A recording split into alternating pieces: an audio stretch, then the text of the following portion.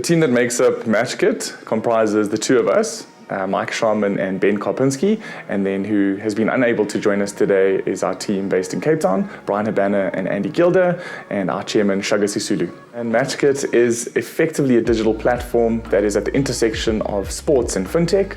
It empowers athletes and teams to look at better ways of unlocking personal branding from the athlete perspective, looking at the analytics and insights and the reach thereof of those athletes, and looking at ways that those within those ecosystems can unlock more commercial value. Based on an insight from the 2019 Rugby World Cup final, Brian was celebrating with the winning Springbok team, and none of them even had a website. Like Sia, for example, he had some teenage kid in America who was domain squatting on siakalisi.com, and trying to get it back from him would have cost about $100,000.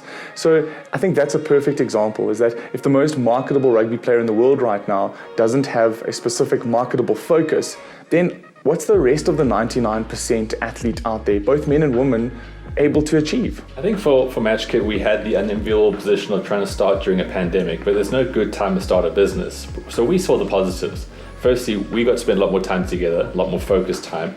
And because everyone's sitting at home, we had access to all kinds of athletes around the world, various stakeholders in the world of sport that we could bug on a Zoom call. So there was a lot of cold calling in the beginning. There was a lot of insights being shared, a lot of interviews being had. And we got to kind of almost, I think, fast track what we wanted to do, which maybe wouldn't have happened within the non-pandemic time. You know, we are in sport, so we work with athletes who are constantly challenged, trying to get the best out of their game, the best out of their abilities to be the best successful version of themselves.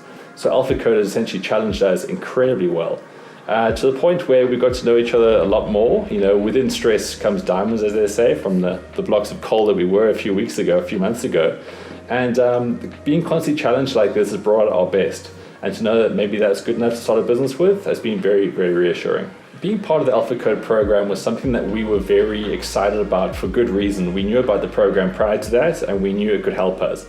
The level at which it helped us, though, it just totally blew our expectations.